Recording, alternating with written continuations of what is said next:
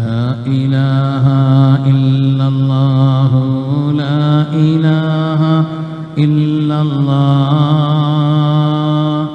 لا إله إلا الله محمد رسول الله الصلاة على النبي والسلام على الرسول الشفيع الأبطحي والحبيب العربي. السلام عليكم ورحمة الله وبركاته. الحمد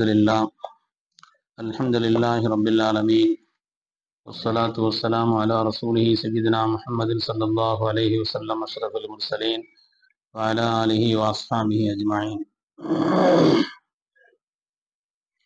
أما بعد فقد قال الله سبحانه وتعالى في القرآن الحميد بسم الله الرحمن الرحيم يسألونك ماذا أحل لهم قل أحل لكم الطيبات وما علمتم من الجوارح مكلبين تعلمونهن مما علمكم الله فكلوا مما أمسكنا عليكم واذكروا اسم الله عليه واتقوا الله إن الله سريع الحساب.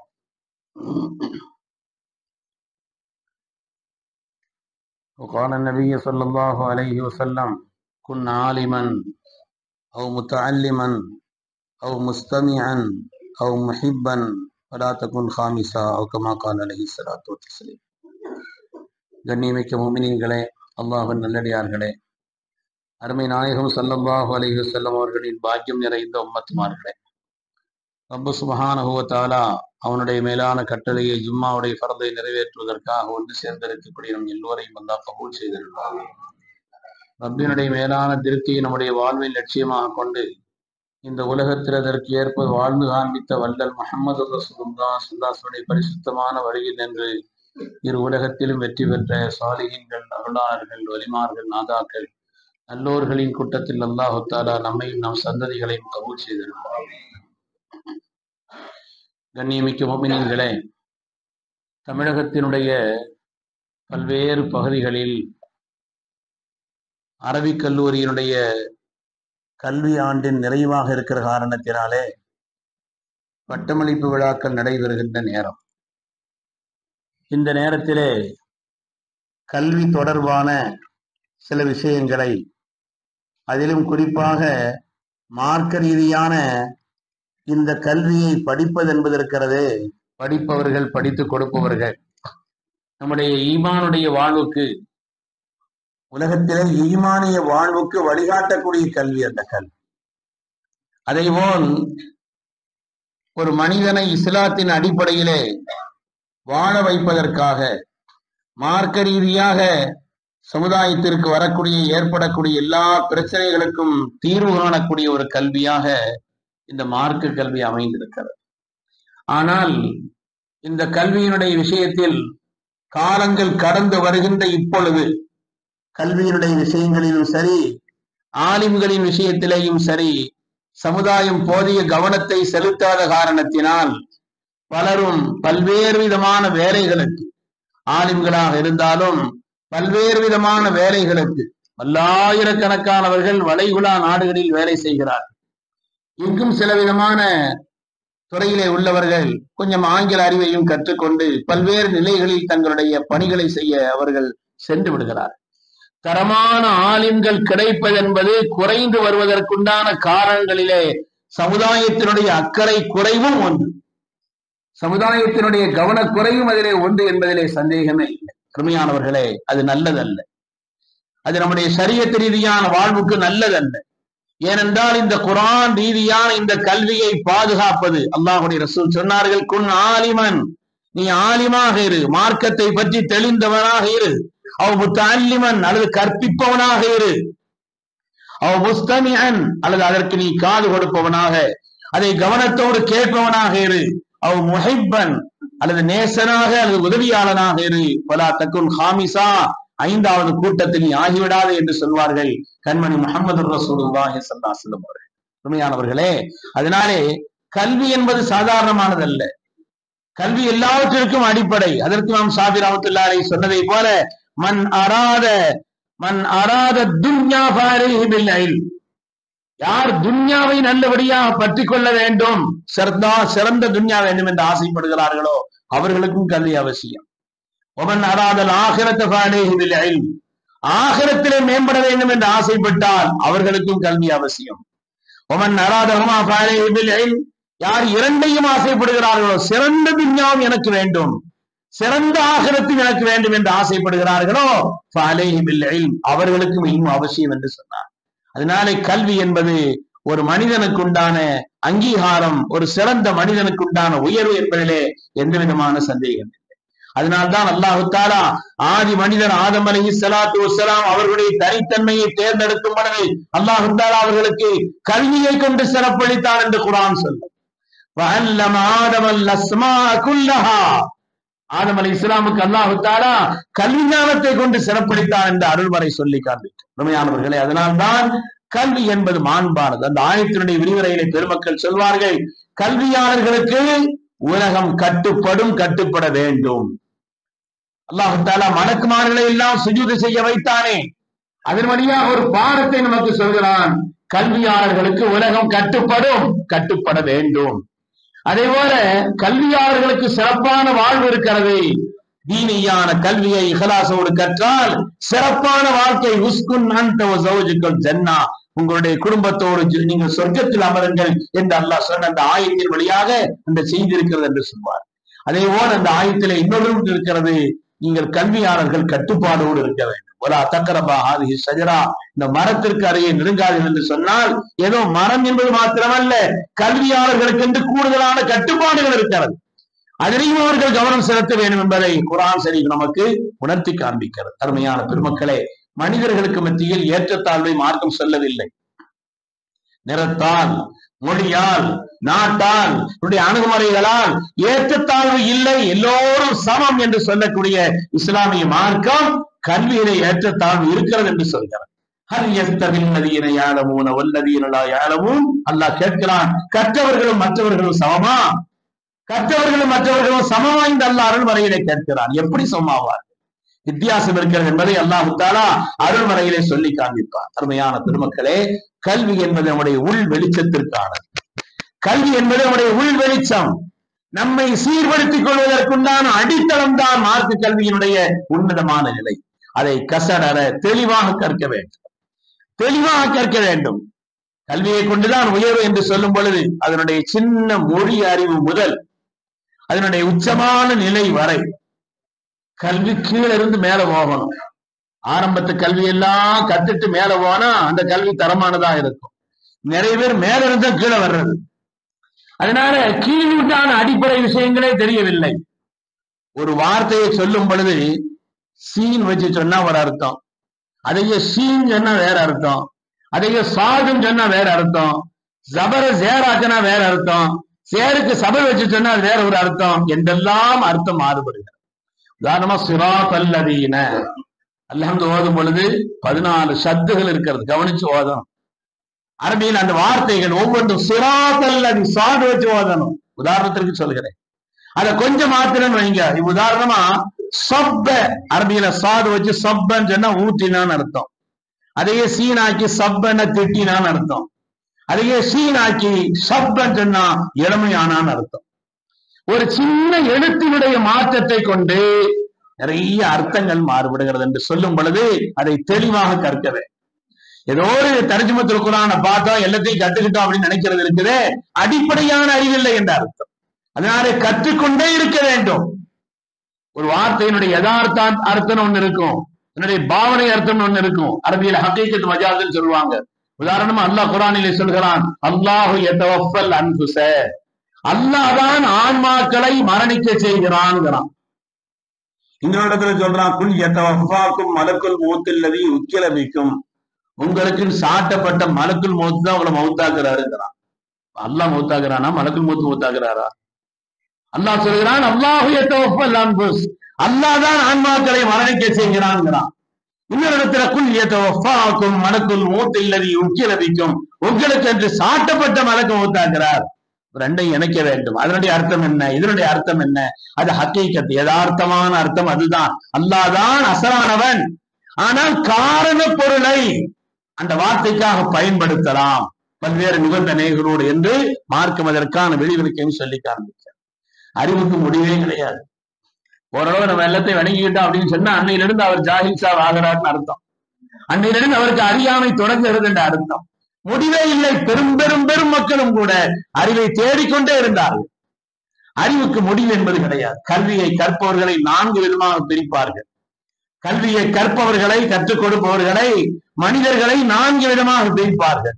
ரஜுலுன் எதிரி எதிரி அன்னஹு எதிரி ஃபதாலிக ஆலிமுன் ஃபஸ்அலு ரஜுலுன் எதிரி வலா எதிரி அன்னஹு எதிரி ஃபதாலிக நாயிமுன் ஃபாயிகிலு ரஜுலுன் லா எதிரி எதிரி அன்னஹு லா எதிரி ஃபதாலிக ஜாஹிலுன் ஃபஅல்லிமு ரஜுலுன் லா எதிரி வலா எதிரி அன்னஹு லா எதிரி ஃபதாலிக அஹ்மக் ஃபஜ்தனிபு.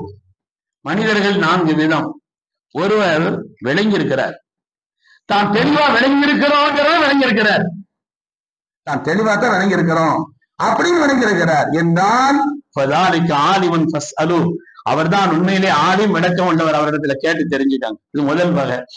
2வது மனிதர் ரஜுலுன் எதிரி, தெளிவா விளங்கியிருக்கிறார், ஆனால் வலா எதிரி அன்னஹு எதிரி, விளங்கியிருக்கிறாங்கிறத விளங்காம இருக்கிறார். அவர் விளங்கியிருக்கிறாருங்கிறத விளங்காம இருக்கிறார். ஃபதாலிக நாயிமுன் ஃபாயிகிலு, தூங்கி கொண்டிருக்கிறார், அவரை எழுப்பி விடுங்கள், அவரை உஷார்படுத்து. 3வது மனிதர் ரஜுலுன் லா எதிரி, அவர் விளங்கல்ல, எதிரி அன்னஹு எதிரி, விளங்கல்லங்கிறத விளங்கியிருக்கிறார். இதற்கு இவ்வளவு நாள் ஒழுங்காத்தான பயான் செய்துட்டு கேட்கிறீங்களா? ரஜுலுன், ஒரு மனிதர், லா எதிரி எதிரி அன்னஹு எதிரி, விளங்கல்லங்கிறவர் விளங்கியிருக்கிறார் என்றால் ஃபதாலிக ஜாஹிலுன் ஃபஅல்லிம், அவர் விளங்காதவர், விளக்கத்தை தேடுபவர், அவருக்கு கற்றுக் கொடுங்கள். தான் விளங்கல்லங்கிறத விளங்கியிருக்கிறார் இல்லையா, அவர் கற்றுக் கொடுங்க. 4வது ஆபத்தான ஒரு ஆள் இருக்கிறாரு. ரஜுலுன் லா எதிரி வலா எதிரி அன்னஹு லா எதிரி, விளங்கல்லங்கிறதையும் விளங்கல்ல, ஆனா விளங்கல்மா நினைச்சுக்கிட்டு இருக்கிறார்.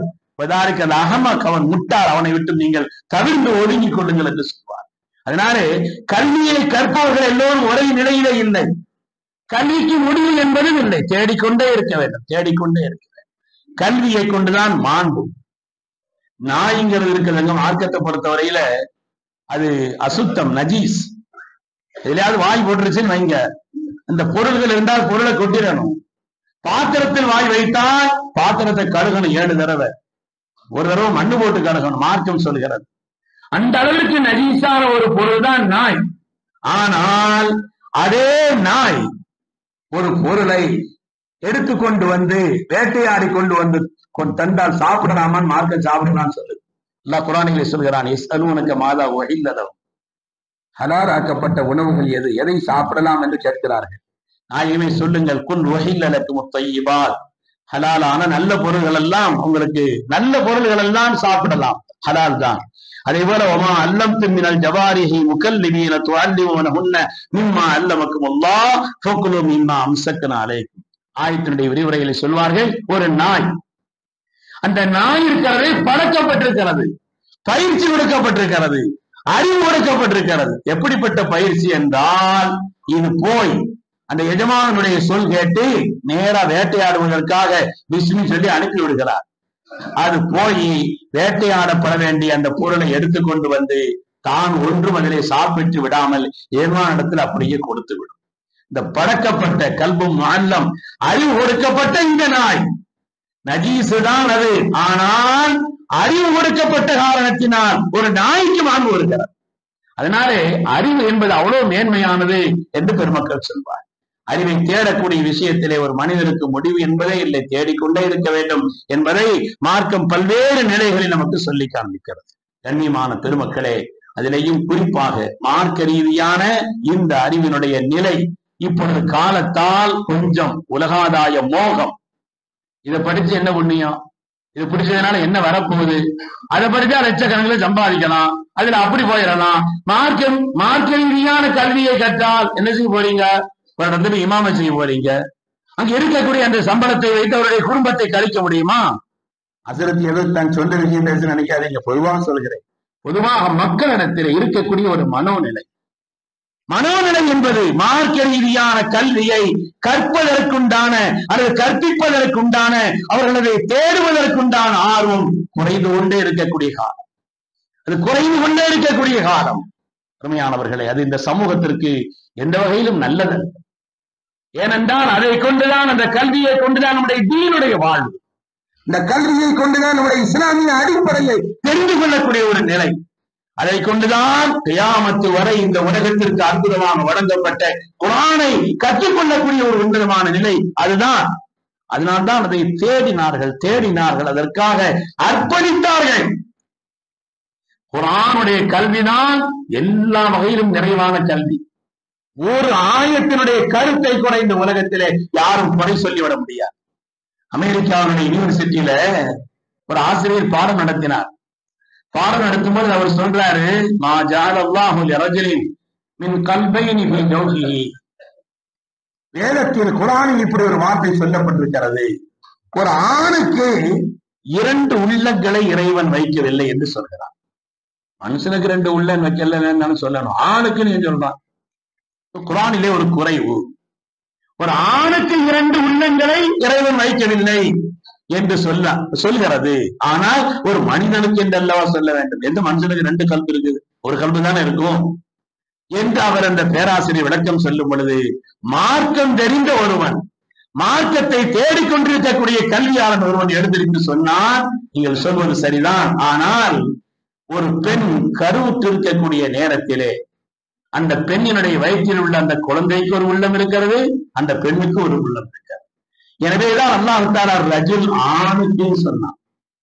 ஒரு ஆணுக்கு 2 உள்ளங்களை அல்லாஹ் தஆலா வைக்கவில்லை என்று சொல்லும் பொழுது, ஒரு பெண்ணினுடைய அந்த வயிற்றிலே கரு உருவாகி குழந்தை தரித்திருக்கக்கூடிய நேரத்தில் அந்த பிள்ளைக்கு ஒரு கல்வி இருக்கிறது, அந்த தாய்க்கு ஒரு கல்வி இருக்கிறது.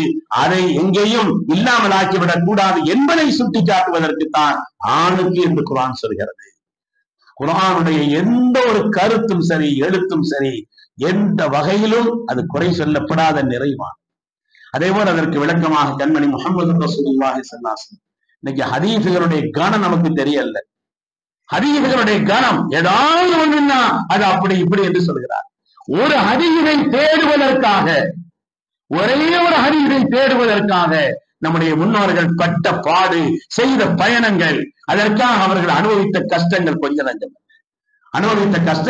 நஞ்சமல்ல. செய்தனா அபூ அய்யூபுல் அன்சாரி ரலியல்லாஹு அன்ஹு அவர்கள் தன்னுடைய வீட்டிலே கண்மணி முஹம்மது ரசூலுல்லாஹி ஸல்லல்லாஹு அலைஹி வஸல்லம் தங்க வைத்த மாண்பாளர். என்னுடைய ஒட்டகம் எந்த வீட்டில் போய் படுக்குமோ அங்க நான் தங்குவேன்னு சொன்னாங்க இல்லையா, நாக்கத்துல் கசுவா செய்தனா அபூ அய்யூபுல் அன்சாரி ரலியல்லாஹு வீட்டில் போய் படுத்துச்சுன்னு வரலாறு படிச்சிருக்கிறோம். அந்த அபூ அய்யூபுல் அன்சாரி தான் சொல்கிறார்கள், ஒரு நாள் நானும் ஹஜரத் உக்பா ரலியல்லாஹு அன்ஹு அவர்களும் ஸல்லல்லாஹு சபையில் அமர்ந்திருக்கும் பொழுது அல்லாஹ்வுடைய ரசூல் ஒரு ஹதீஸை சொன்னார்கள், ஒரு செய்தியை சொன்னார்கள். அந்த செய்தி எனக்கு ஞாபகம் இருக்கிறது. ஆனால் அந்த வார்த்தைகளில் ஏதாவது குறைபாடு இருக்கிறதோ, நான் விளங்கி வைத்திருக்கக்கூடிய, மனனம் செய்து வைத்திருக்கக்கூடிய வார்த்தைகள் சரிதானா, கருத்து தெரிகிறது, வார்த்தை சரிதானா. ஆனால் அந்த நேரத்தில் என்னோடு இருந்தவர்கள் செய்தனா உக்பா ரலியல்லாஹு அன்ஹு அவர்கள் இப்பொழுது இருப்பது எகிப்திலே. அதனாலே நானும் அவர்களும் அமர்ந்திருக்கும் பொழுதுதான் அந்த ஹதீஸை கேட்டோம். அதை சரி செய்து உலகத்திற்கும் உம்மத்திற்கும் சொல்ல வேண்டும், நாங்களும் விளங்க வேண்டும். ஸல்லல்லாஹு வார்த்தையிலே ஒரு வார்த்தை மாற்றி சொல்லிவிடக் கூடாது என்பதற்காக மதீனாவில் இருந்து எகிப்திற்கு பயணப்படுகிறார். ஒரு ஹதீஸை தேடி அல்ல, ஒரு ஹதீஸ் தாங்கள் விளங்கியிருந்த விஷயங்களிலே சரிதானா என்பதை சரிபார்ப்பதற்காக நேர போறாங்க. செய்தனா உக்பா ரலியல்லாஹு அவர்களை போய் பார்க்கிறார்கள். என்ன விஷயம், எவ்வளவு தூரம் வந்திருக்கிறீங்களே, ஒண்ணு சொல்லல, என்ன கேட்கிறாங்க. இல்லை, நானும் நீங்களும் அமர்ந்திருக்கும் பொழுது ஒரு தடவை ஸல்லல்லாஹு அலைஹி வஸல்லம் சொன்னாங்க, மன் சத்தர முஸ்லிமன் சத்தரஹுல்லாஹ் யௌமல் கியாமா. ஒரு முஸ்லிமுடைய குறையை, ஒரு மற்றவருடைய குறையை 4 பேருக்கு முன்னால இழிவுபடுத்துறதை விட்டு ஒரு மறைச்சான்னா அல்லாஹ் இவருடைய குறையை கியாமத்துல மறைப்பான். ஸல்லல்லாஹு அலைஹி வஸல்லம் ஒரு ஹதீஸ் சொல்லியிருக்கிறார். அந்த வார்த்தையை நானும் நீங்களும் இருக்கும்போது ஸல்லல்லாஹு அலைஹி வஸல்லம் சொன்னாங்க, நான் இப்படித்தான் மனனம் செய்து வைத்திருக்கிறேன், அது சரிதானான்னு கேட்டான். சரியாகத்தான் நீங்கள் மனனம் செய்து வைத்திருக்கிறீர்கள், இந்த வார்த்தை தான் ஸல்லல்லாஹு அலைஹி வஸல்லம் சொன்னாங்கன்னு சொன்ன உடனே அங்கிருந்து புறப்பட்டு வர்றாங்க. பயணத்தினுடைய களைப்பு கூட தீரவில்லை, பயணப்படுகிறார்கள். நான் கல்வி தேடுவதற்காக வந்தேன், எனவே இப்பொழுது ஓய்வு பெறுவதற்கோ சுகம் பெறுவதற்கோ நான் வரவில்லை என்று உடனடியாக திரும்புகிறார். ஒரு ஹதீஸை தேடுவதற்காக பல்லாயிரக்கணக்கான மைல்கள் பயணம் செய்து சென்று அதை பாதுகாத்து நமக்கு தந்திருக்கிறார். இந்த ஹதீஸினுடைய கணம் நமக்கு தெரியவில்லை. ஆயாத்தினுடைய கனம் தெரியவில்லை. உலகாதாய மோகமும் பொருளாதாரத்தினுடைய ஒரு நிலையும் தான். பொருளாதாரத்தினுடைய நிலை, அதன் காரணத்தினாலே மற்றவைகள் எல்லாம் நமக்கு அலட்சியமாக தெரியும்.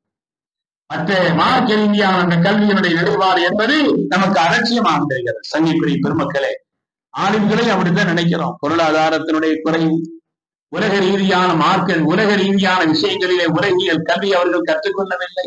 ஆங்கில புலமையோ அதுவோ உள்ள உலகத்திலே பல்வேறு விஷயங்களை தெரியாமல் இருக்கிற அந்த காரணத்தினாலே அவர்களை சாதாரணமா நினைக்கிறோம். ஒரு விஷயம் கால அல்லாஹ் கால ரசூல் தான் சொன்னார், அல்லாஹ் சொன்னான், அல்லாஹுடைய ரசூல் சொன்னார் என்பதை விளங்கி தெளிந்து சொல்லக்கூடிய ஒரு நிலை இருக்கிறது. அதை விட மாண்பானது உலகத்தில் இருக்கும். ஒரு ஆளை கண்ணியப்படுத்துறோம்னு சொன்னா அவர் இந்த குடும்பத்துக்காரர் இன்னும் ஆளுங்கிறதுக்காக அல்ல, மார்க்கத்தை கற்றவர் என்பதற்காக நம்முடைய முன்னோர்கள் ஆளுங்களை கண்ணியப்படுத்தினார். அதனால கண்ணியப்படுத்தினான். நம்முடைய முன்னோருடைய நிலை எப்படி இருந்தது என்பதை பார்க்கத்தானே செய்தோம். ஆலிம்கள் என்றால் அவர்கள் ஆலிம்கள் தெருவிலே வைத்து சொல்லி கூப்பிட்டு வந்து அதற்காக செய்த முயற்சிகள், அதை கண்ணியப்படுத்திய ஒரு நிலைகள் எல்லாம் பார்க்கிறோம். இந்த மார்க்கத்தினுடைய கல்வியின் மாண்பு என்பது உள்ளத்தில் குறைந்து போய்விட்டது. இந்த சரியத்திற்கு நல்லதல்ல என்பதை விளங்குகிறது. அருமையான பெருமக்களே, அதனாலே நமக்கு ஆசைப்படணும், நம்முடைய பிள்ளைகள் சிறந்த ஆசிலாக ஆகணும், நம்முடைய பிள்ளைகள் சிறந்த ஆலிமாக ஆகணும், மார்க்கத்தை தெளிவாக கற்றவர்களாக இருக்கணும். சொன்னாங்க இல்லையா, நீ கற்றவனாக இரு, அல்லது கற்பிப்பவனாக இரு, அல்லது அதை கேட்பவனாக இரு, அதற்கு உதவியாளனாக அதை நேசிப்பவனாக இரு. 5வது ஒரு கூட்டத்தில் ஆயிராதுன்னு சொன்னாங்க இல்லையா, அந்த 4 கூட்டத்துல ஒன்று நம்ம இருக்கோம். அருமையான பெருமக்களே, அந்த அடிப்படையிலே தமிழகத்தினுடைய பல்வேறு பகுதிகளில் இந்த கல்வி ஆண்டினுடைய அரபி கல்வி ஆண்டினுடைய அந்த முடிவு, ரமதானுக்கு பிறகு ஷவ்வால் தான் அதனுடைய தொடக்கம். அதனாலே ஆலிம்கள் கற்று வருகிறார்கள். அந்த ஆலிம்களை சமுதாயம் அவர்களுக்குரிய ஒரு கண்ணியத்தோடு அரவணைந்தது என்று சொன்னால் அந்த துறையிலே மென்மேலும் தங்களை உயர்த்திக் கொள்வதற்கு அவர்கள் முயற்சிப்பார்கள். அவர்களை கண்ணியப்படுத்த வேண்டும். நாமும் சிறந்த ஆலிமாக நம்முடைய பிள்ளைகளை, பேர பிள்ளைகளை அல்லாஹ்வுடைய வேதத்தை மனனம் செய்து சிறந்த ஹாஃபிலாக்களாக உருவாக்க வேண்டும். அந்த எண்ணத்தையும் நம்முடைய மனதில் வைத்துக் கொள்ள வேண்டும். அல்லாஹ் தஆலா மார்க்க ரீதியான இல்மினுடைய உயர்வை நம்முடைய கல்வியிலே ஆழ படித்த நன்மக்களில் அல்லாஹ் நம்மை எல்லாம் கபூல் செய்திருவானா. நம்மையும் அல்லாஹ் தஆலா கல்வி ஞானத்தை அதிகரித்துக் கொள்ளக்கூடிய வாய்ப்புள்ளவர்களாக அல்லாஹ் ஆக்கியருவானாக. உலகத்தின் ஞானங்களை எல்லாம், பாக்கியங்களை எல்லாம் கொடுக்கப்பட்ட கண்மணி ரசூலுல்லாஹி ஸல்லல்லாஹு அலைஹி வஸல்லம் அவர்களை குல் ரப்பி ஸித்னி இல்மா, நாயகமே கல்வி ஞானத்தை அதிகப்படுத்து என்று சொல்லுங்கள், கேளுங்கள் என்று அல்லாஹ் சொன்னானே. நாமும் நம்முடைய கல்வி ஞானத்தை ஒவ்வொரு நாளும் அதிகப்படுத்திக் கொண்டே இருக்க வேண்டும். அல்லாஹ் சுப்ஹானஹு வ தஆலா நாஃபியான பயனுள்ள சிறந்த கல்வி ஞானத்தை, எந்த கல்வி அல்லாஹ் ரசூலுடைய பொருத்தத்தை தேடி தருமோ, சிறந்த துன்யாவையும் சிறந்த தீனையும் சிறந்த ஆகிரத்தையும் நமக்கு தருமோ, அப்படிப்பட்ட சிறந்த கல்வி ஞானத்தை அல்லாஹ் நமக்கும் நம்மை சார்ந்த எல்லோருக்கும் நசீபாக்கி அருள் புரிவானாக. ஆமீன் ஆமீன் யா ரப்பல் ஆலமீன். வ ஆகிரு தஅவானா அனில் ஹம்துலில்லாஹி ரப்பில் ஆலமீன். அஸ்ஸலாமு அலைக்கும்.